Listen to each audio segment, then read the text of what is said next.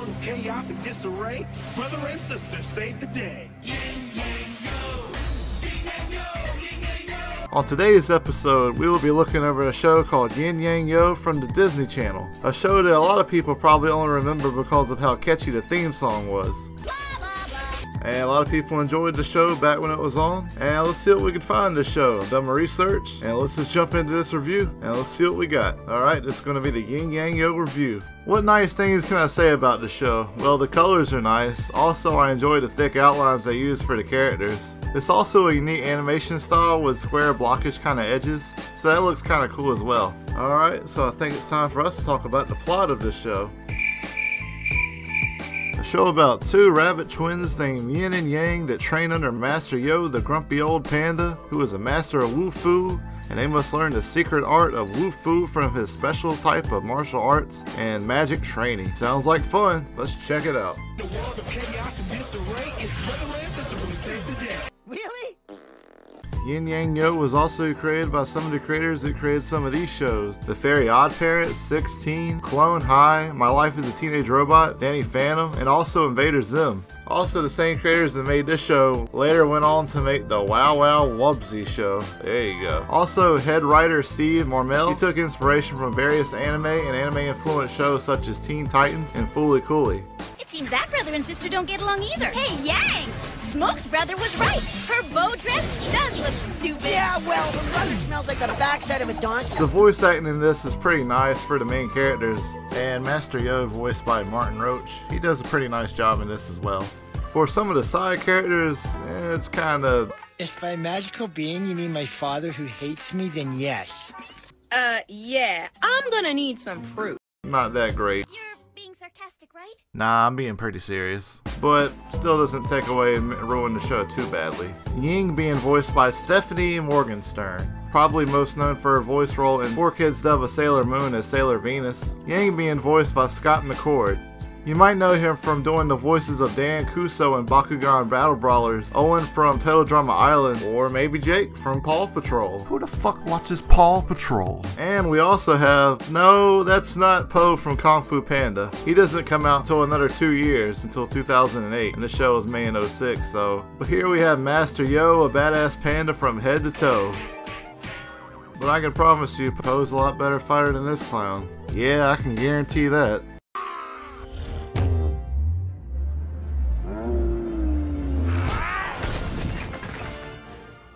We still got some time before we see the Dragon Warrior Po show up, but yeah, we'll save that for another video. Now, this show lasted a whole 2 seasons and got a total of 65 episodes, so that's not too bad. So yeah, it did pretty good. It got more than what an average cartoon on Disney Channel was getting back in those days. It premiered on a block known as JETIX on September 4th, 2006. Wow, right before my birthday. Man, what a present. Great. Before Disney XD came out, we had this, JETIX. Oh yeah, and I remember JETIX. There was some really dope and awesome ass shows featured in JETIX. Shows like Beyblade G-Revolution, Beyblade V-Force, Batman the Animated Series, the first 4 seasons of Digimon, Jackie Chan Adventures, X-Men the Animated Series, Shinzo, Sonic X, and many more. The JETIX brand was used for children's blocks and channels featuring action-related and adventure-related live-action animated programming, most of which aired on Fox Kids. Disney started to retire the JETIX brand in 2009, and it was replaced, like I said before, with Disney XD, in accordance to the company's focus on its live-action Disney shows. That was just a terrible idea, except for Dog with a Blog. That show is not too terrible. That show's alright. Wait. You're supposed to be ignoring your training for a video game, and you're supposed to be all crabby that he's not training. Meh. Now, getting back to the show Yin Yang Yo, what's this show all about? Well, to sum it up, the show is basically about a rabbit brother and sister learning from a martial artist, Master Yo, master trainer, about the magic of Wu Fu and all the training and the mystic powers and wonders of Wu Fu magic and training of the martial arts to defeat the evil villains that try to conquer and take over their world, and it's up to them to defend their world and fight against evil. Man, these days there's so many types of Fu. First we had Kung Fu, we had Wag Fu, we had Fu from Harvey Beaks, and if you don't eat meat, you can eat some tofu. And with this show we have Wu Fu. So many Fus out there. I am hating this a lot. During the first season, the primary goal was to defeat the Nightmaster, this really badass shadow of a creature, kind of like Aku from Samurai Jack, a very powerful enemy indeed. During the second season, there are 3 primary storylines. The first one sees Yin and Yang trying to prevent other villains from being crowned the Nightmaster. The second is Yang's own quest to find powerful mystic artifacts by some later revealed to be villains.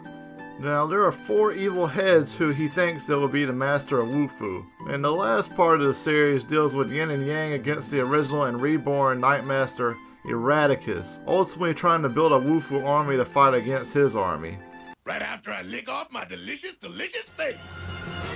Now, some of their allies include... Hey, Lena, thanks for double dating with me, Yin, and the cockadoodle doofus. Hang on. This is a date? You said you wanted help watching Coop go eat. Lena, an aqua green female dog. Lena is Yang's not quite to be girlfriend and crush, and Yin's best friend. And she's like a nice, carefree, confident yet short-tempered girl who secretly shares feelings towards Yang. And later in the series, they pursue a serious relationship.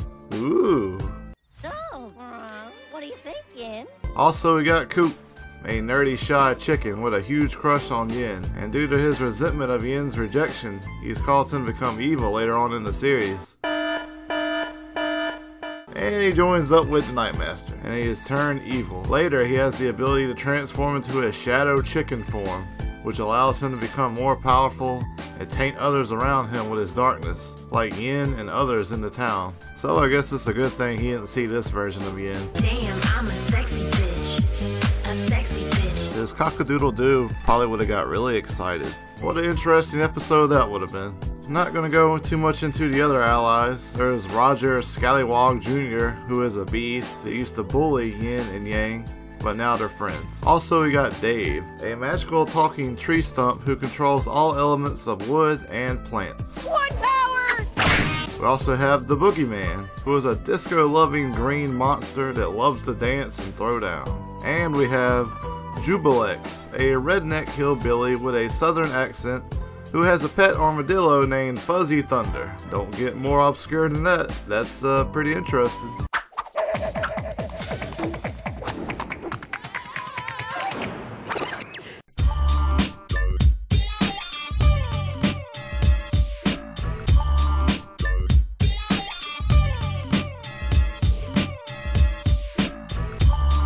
Now let's talk about some of the villains we had in this show, and I can tell you we had a bunch of very unique villains in this show, I promise you that. First we had Carl the evil cockroach wizard. The cockroach wizard that had a very strong power and magic. Yeah, I ain't making this up, watch that bug. Come on Yang, step up your game. I smash, blah, blah, blah. Also we had Smoke.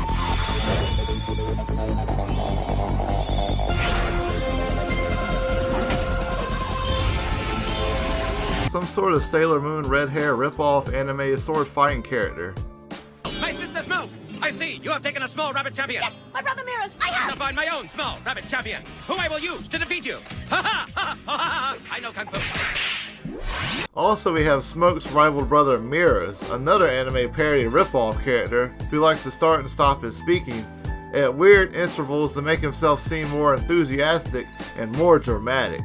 And he had black hair like Goku and a love of roses like some anime characters share, like James from Team Rocket. The duo is a wordplay on the phrase smoke and mirrors, which is used as a term to describe deception. The source of the name is based on magician's illusions, where the magician would make objects appear or disappear by extending or retracting mirrors or distracting one with a burst of smoke.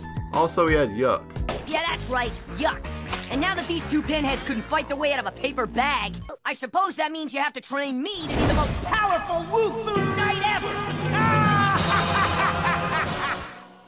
Yuck is a turquoise, green, disgusting rabbit, an entity formed from Yin's obsession and control and Yang's aggression. As a repulsive mutant rabbit, Yuck's main goal in life is to be the greatest and most powerful Woo-Foo fighter of all time.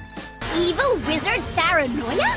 Also, we get the Saranoia, a powerful sorceress indeed, with Electra complex and also a mistress of disguise, as she is very delusional and corrupt with having a very strong belief in the power of feminism. So she will always be taking a woman's side over a man. Yeah, she just don't have no time for no man in her life these days, especially in this show.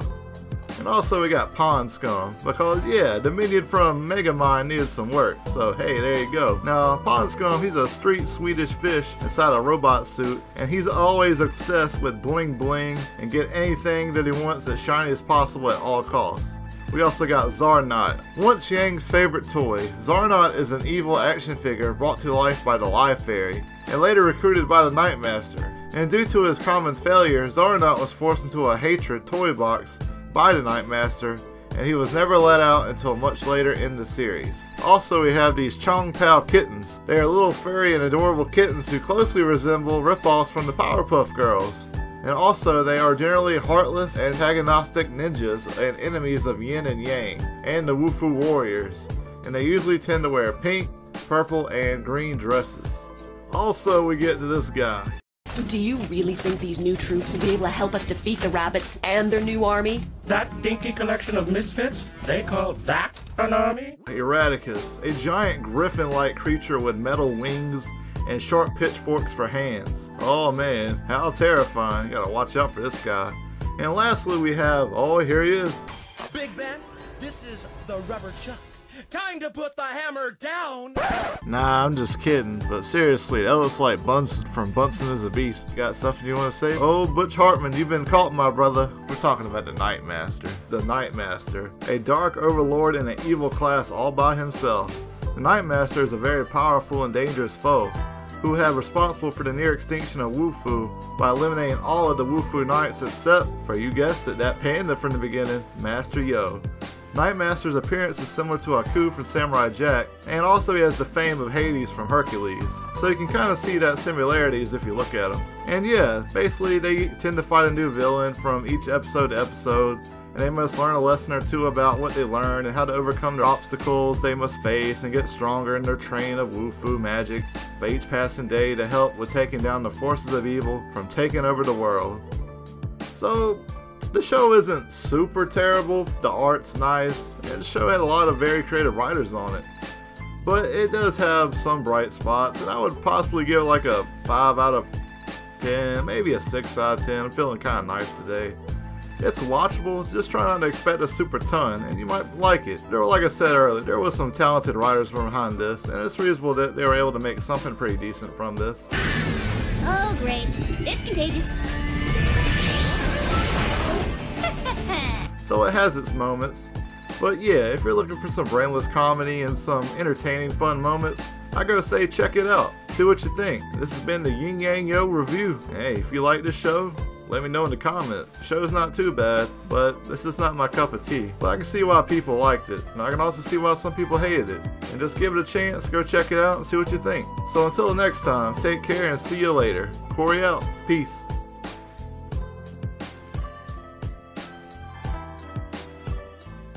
Prepare to meet the Wufu warriors! It's Yin! That's me! She's smart, she's cute, she's a tough little bundle of fur! Isn't that great? Catch her in Yin Yang Yo, now on JETIX!